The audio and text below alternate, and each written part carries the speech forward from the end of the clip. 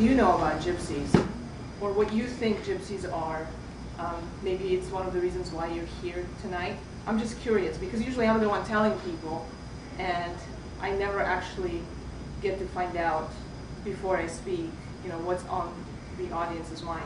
So can you give me just some of your thoughts? Go ahead. I grew up outside Chicago, and there were gypsies there, but it appeared to be a very tight-knit community of, Okay. One gypsy family knew all the others, etc. Yeah, So they the average businessmen and women and whatnot. That was all. Okay. Anybody else? I lived for a year in Athens, in Greece, and I taught in a school that was on the outskirts in a suburb. And it was in its own enclave, but the classroom I taught in was on a second floor, and from it I could look down and see inside a space that was completely invisible if you were driving or walking by. It had a big hedge around it, a big bunch of trees and hedges, and inside was a gypsy enclave. They were very poor and clearly separate. They were harassed by, I would look at them every day as I taught. And I saw terrible things happen in there, but most of the time they were just leading their lives, and I just thought it was so different from, I was in this private elite school, and yet right next door, inside this thing that was invisible to most people, was this whole other world going on. It was just quite fascinating. Anybody else? Go ahead. I have a website called gypsycool.com. Really? No, I have to check it out. So what is it about? It's about the gypsy life, but not just the Roma gypsies, but any kind of, freedom, moving around, RVing, camping. That's a very good thing. Living in vehicles, just the freedom of travel. I was going to talk about this, so that's perfect. Yeah. Wow. And you had something? Yeah, while I was living in Eastern Europe, I lived in Czech Republic, Slovakia, and I was informed in Baltic republics. And I saw people were very mean to gypsy people, but then also too, some gypsy people were very mean to non-gypsies. And then I had some interesting experiences, I guess because I have dark skin. Some of the gypsy people were very nice to me, and I think that they were nicer to me than they would have been to the white people. But I saw both sides, and I also got mistaken for being a gypsy when I was in Slovakia, and they wouldn't let me into stores. And then also even when I went to, because I was living in Eastern Europe and I lost my accent, and I had to get my passport renewed, and they wouldn't believe me that I was an American citizen, and they were really nasty. So they straight out just said you can't because you No, they said no more visas. We're not letting you in. And then another time, there was a human rights sponsored. There was a human rights sponsored group in Czech Republic, and I had been living in Slovakia. I lost my accent. I had all the clothing from living in Slovakia, and then there was this American guy, and he called me a Roma, and he said in a bad word. He called me all sorts of dirty names, and then they all accused me of stealing stuff from their group, even though I'm not even gypsy. I'm Chinese. So yeah, well, I thought you had some kind of a. Well, I guess because I had the mustache, and in Slovakia they have a lot of gypsy people, so they have influences, and some of their words are Rome anyways, Well, and you know that the origin, gypsies come from India originally, and they fall into the group, the Oriental the race. So there are some features that are very similar. Last one, when I was coming home, I stopped over in Ireland, and I couldn't find a place to be. And then someone was saying very bad things to me at a cafe because they thought I was gypsy. And these Irish gypsies brought me into their place and said, nobody should talk to you that way. And I slept at their place for free, just one night. That's fascinating. So I saw both good and bad. Yeah. You had something? I was going to say that I was, one thing I know about gypsies is that they had great music. Yeah, and that in Eastern Europe they played a lot with Jewish musicians. Being Jewish musician myself, I heard recordings that had gypsy and Jewish musicians playing together. And I also knew that the gypsies originally came from India and that they progressed sort of westward through the European countries. but I don't know very much more about them, so that's part of That's the why you're here. I'll promise I'll tell you a little bit. And then you had something? I grew up in Michigan, and the way that I looked at it is just what you saw on TV, and I could never figure out what the men did other than maybe hunt. What I could see is that they're very tight knit family groups, and there's like groups within groups, and it. I don't know. I was amazed by it. I never thought badly of gypsies. I just thought it was pretty amazing. To me, they seem like they live off the land and traveled and tried to make do with what they had and what they could, but that they're very strong and faithful, like to each other. So that's Last one, and then I'll start. Because then we can just go home after you guys are done. And then they were killed by the Nazis and Yes. put into concentration camps Over 5 because million. they're different, like the other groups. And most people don't know that about They don't know the that. Gypsy No, genocide. no, It's not very so much. Daco, there was a long list. I saw a documentary a few years back. It was made by a Romani, which is the proper term for a gypsy. It was made by a Romani documentarian, and he was interviewing this older woman who was in a camp. And she was saying that she had 5 children who were taken, and she still didn't know what happened to them. And this was years after the war was over. Yeah, And she was happened still waiting, to see if somebody was going to tell her, or somebody was going to come by and maybe do some research on these kids. Like it was just surreal to me that so many people were affected by this event, and yet they're not spoken of in Yeah, those they're not terms. those- That many people have gone through that. Well, I'm really, first of all, fascinated by these stories, because you know quite a lot about the Romani culture. A lot of what you know is true, and some of it is a little bit outdated simply because the world is moving so fast, and even the gypsies are not exempt from progress. There are young kids who don't want anything to do with their culture. They're forgetting the language. They're not singing or dancing. They're just living their own mainstream life because it's just more convenient. But the fascinating thing about this culture to me is because of some of the steadfastness within the culture, like the close-knit of the community, and how, this is a culture that has no home. It has no country. People started moving in the 11th century, and they never went back home to India, basically. And yet they've retained their individualism throughout, 900 years, 800 years? That's absolutely amazing. I think Indira Gandhi said something about the Romani culture being the only one that held on to their nationalism in the world of internationalism. It's the only culture that's been able to do that effectively. When I started writing this book, it was not because I really wanted to talk about the Romani. I'm telling you the truth. And you guys are sitting here, and if you look in the back in the acknowledgments, these people are in the acknowledgments. So they've been there. Megan and Mark were there from the very beginning, so I can't make up this elaborate story. How I've been. You haven't looked at it? I'm still reading it. Sorry. Erase that. Gypsy spell. No. It wasn't because I had this thing where I wanted to tell the world about the culture or anything like that.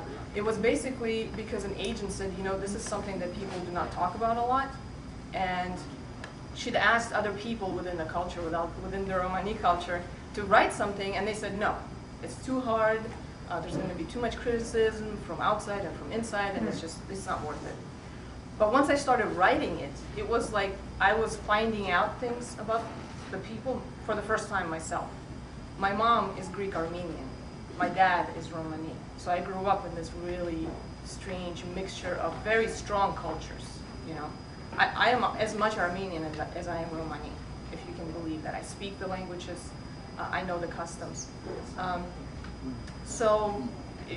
Just to give you a little bit of a background of where my family comes from, I was born in the former Soviet Union, and I grew up touring with my grandparents' musical ensemble. Now, when I tell people that, they automatically assume that we led a nomadic lifestyle, which was not the case at all. We had a really nice house. We were very, domesticated. That's the word I like to use. We had running water and toilets. But the music part was a job for my parents and my grandparents. But they took it very seriously. When they went up on that stage, they were the Gypsy performers. And my great-grandparents actually had, they held a title. It's kind of like the Emmy or the People's Choice Award title. So they were very well known. They were on the radio a lot. During World War II, they traveled the front singing and performing. So this was a serious career to them.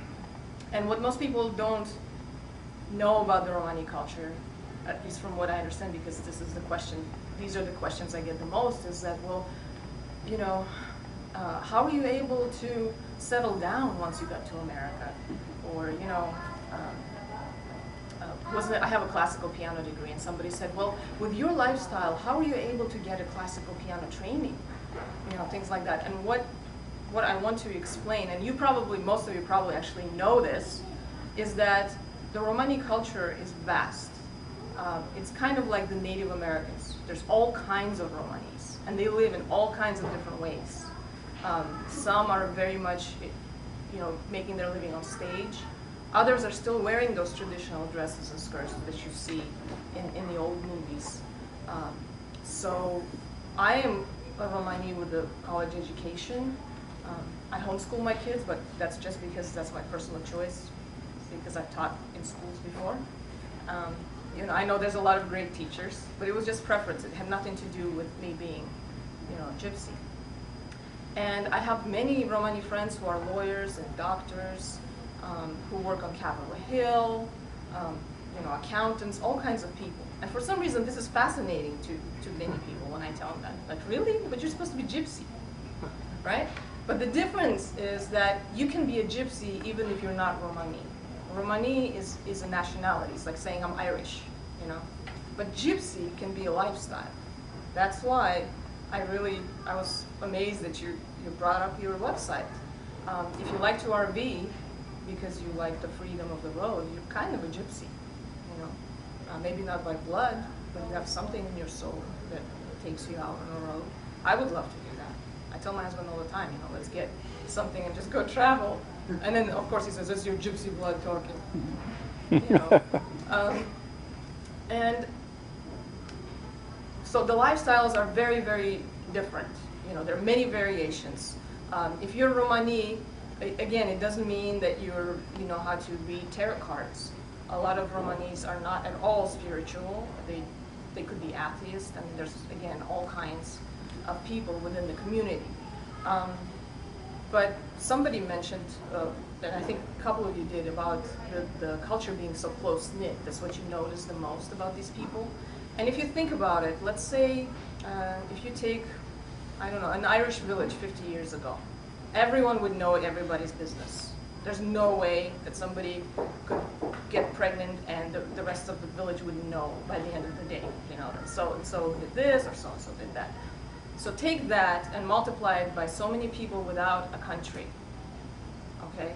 So that helped them to stay that close-knit because all they had was the people. There was no land that they could settle in. And so everyone knew each other's business. Even if you lived in a different country, people would say, oh, the Johnsons just had their 8th baby or something like that, So it's similar, it's very similar to that. When I started writing the book, I had like an idea of, I'm gonna write this memoir about coming to America and talking about the immigrant experience and going to high school and all of that. So then my editor looked at my ideas and she said, well, but that's not very interesting, right? I thought coming to America and then going to Hollywood High was really interesting. One of my best friends was a boy who wore dresses to school. So to me, that was like a fascinating thing, right? But she said, no, let's do more about the culture and the history and all that stuff. And actually, I agreed with her because it was even fascinating to me once I started writing about it. I started researching family history. and realized that if everyone did that, the world would be completely different now. If that was part of our curriculum somehow maybe in school, like just family research, history research, that would change a lot of people. Writing about my family from 20 years of experience, I guess, had brought me back into that time as a completely different person. So everything that was happening in the book, and there was a lot of turmoil. I experienced it again, but as a different person. So I can see it better. I can understand it better. I knew why my parents did certain things or didn't do certain things. So I guess in that way we have a lot in common. Gypsy or not, family is family. There's so many experiences to talk about. My grandparents met when my grandfather, according to him, was walking down the street of this small town, and he heard a voice coming from one of the buildings. Somebody was singing, a woman singing, and he said the voice was so beautiful that he had to go inside and see who it was. And it was my grandmother. She was only 19. He was 11 years older than her. And when he saw her on the stage, she was singing at one of those theaters during war. They had them in the United States too. They were kind of like Canteen. like military Yeah, clubs. he was Yeah, he was so. Is that what they call it? So that's the place. That's where she was singing. And he saw her. And he said he fell in love, and they ran away together. Okay. He was already married to a Romani woman. Okay. So of course back then, this was 80 years ago. That was a big deal. You didn't marry outside of your culture, which was common in many cultures. So they got married, and according to the family gossip machine, my great-grandmother put a curse on the entire family because my grandfather dared to break his vows to his wife. And my dad still swears that there's a curse on our family. And he believes that when we move to the United States, that would be the only way to break it. Break the curse, because it would be too far to cross the ocean. It wouldn't work. But he said it's not working so far, but he's still working on it. He's got to figure it out somehow. So there is some of that, the superstitions, the old ways of life, and they did have to do with the Romani culture where we came from, but it also had to do with the climate of the Soviet Union at the time. Soviet Union never experienced, or even that part of the world, never experienced the Renaissance and the Age of Enlightenment and all of that. I'm serious. So they were in the Dark Ages for a long time. While Western Europe was having their Leonardos and doing all these things, the other side of Europe was still, going to outhouses and living in the swamps. Basically, half of the population was basically extremely poor and didn't have very many opportunities. So the superstition prevailed. Even now, if you speak to Russians, the superstition, it has infused the Russian culture and every culture that's settled in that region, including the Gypsy culture.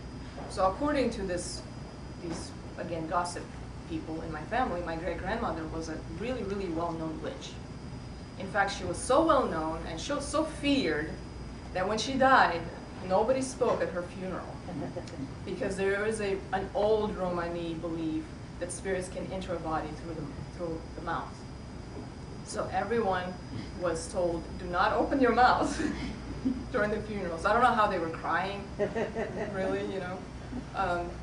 It was a quiet, silent funeral is what they called it. And even though we moved here, I still hear these stories. And to me, they're fascinating. I understand that it's superstition, but it amazes me, how people lived. And going back to the family history, I'm kind of jumping a little bit because I want to say so much, and there's so little time. Actually, they said take as long as you want, so you can be stuck here for a long time. Now, my parents met in a very similar way as my grandparents. My mother was married to a Russian music professor. She got married very young, and he was her professor in college.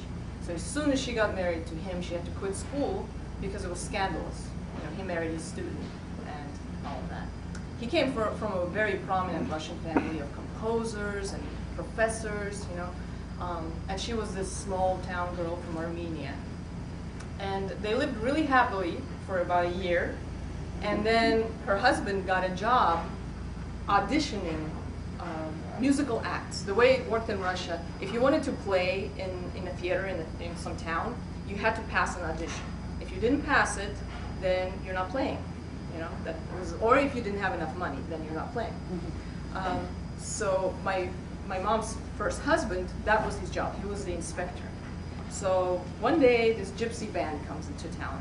It's like a 30-person show, kind of like a vaudeville variety show type of a thing. They had different acts. And he's about to audition them, and then he does his thing, and my mom decided she wanted to tag along. So she told me she's standing with her husband in the hallway talking to this huge giant of a man with a long beard, piercing green eyes, my future grandfather. You know, and they're discussing whatever. They were given the permission to perform. And she says, and then I look down the hallway, and around the corner comes this man with long, flowing brown hair. And he's got his gypsy costume on, and he's holding a guitar in one hand and a bottle of wine or something in his other hand. And he's got two women on his arms, and they're like walking or sauntering up down the hall toward them. And that was enough for her to fall in love with him. That was my dad. And they ran away together that very night. Okay? What did they do about these existing marriages? Oh, okay. It's some kind of a, you know, They I don't know, it was a pattern. It didn't happen to me. I married my husband like in a very conventional way. You know, we started going out, we were very young, not married. But I was conceived that very night. Oh, God. My mom admitted to me when I was writing the book. She's like, I would have never told you, but you know, for the sake of art, I'll give you that piece of information. And you know, I think she did it because she loved the stage. She was just in love, absolutely in love with stage. She went to as many concerts as she could. She always wanted to be there. She wanted to be on the stage instead of just listening. And when she saw him, it was kind of like a double, you know, like, I guess he was pretty hot. I mean, he's my dad, you know, I can't comment too much on that. But a lot of women seem to like him. And so, you know, they fell in love and they lived together for many years. And she joined the group, which usually didn't happen. You know, if you were not Romani, you did not join as easy simply because the music of the gypsies, you know, the Romani music, it's not really taught in schools. It's self-taught. Most of these musicians that are just amazing, like when you hear the violinists and the technique is just like killer technique, they've never taken a lesson in their life.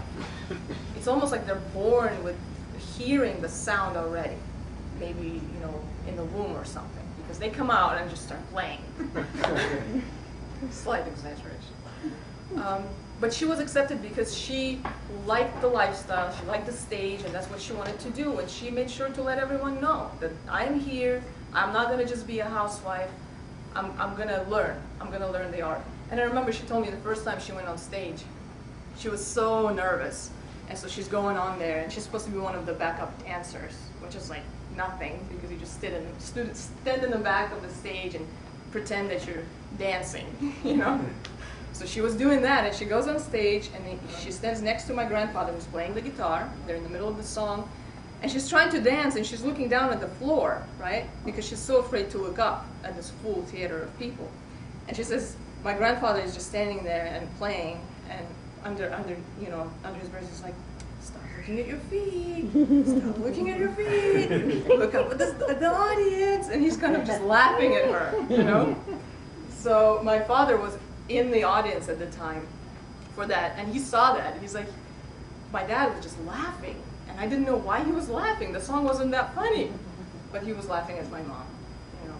But she got used to it, and I have a picture, I think, of her on stage in the book as part of the ensemble. So the running away stopped with my parents. I have two boys, you know, I mean, if they run away, at least they're boys, right? Hopefully that they're running our way instead of away, you know. But when we came to the United States, my parents were under the impression that they were going to make it big here, because they were already kind of big in the Soviet Union. They were well recognized. They did really, really well.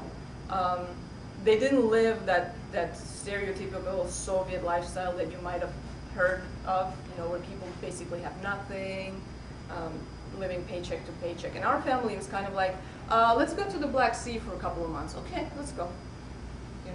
We can work when we come back. You play a couple of gigs and you make enough money. That was just as simple as that. My father was also trying to be an artist at the same time. So our house in Moscow, he painted all the walls, okay? Because little papers would not be enough. What do you call those things that people paint on? Canvas? Why? See, sometimes English is my fourth language, and sometimes it just shuts off. So a canvas was not enough for him. He had to paint on walls of the kitchen and the bathroom and the bedroom. So in the kitchen we had 2 geishas. The walls were completely red. And so 2 geishas in the middle in the kitchen. And I think it was B.B. King in the middle, or Armstrong, one of those. Okay? The bathroom had a giant British flag, and it was painted completely. Everything else was painted black, So it's like you walked in, and it was like a carnival, So I married someone like that. Did you? Except abstract. He was into abstract. Yeah, once they go that way, they never stop, right? Yeah, my father was, he's an interesting character. In fact, my publisher said, why don't we have your dad do one of the events with you? That would be fun. And I said, no. No. Because, imagine, if you will, the guy from Kiss, what's his name, Simmons, Gene Simmons, and the dog, the bounty hunter, put those together, and that's my father now, today. Okay? So he's a huge character. He would probably overshadow me too much. So I said, no, it's okay.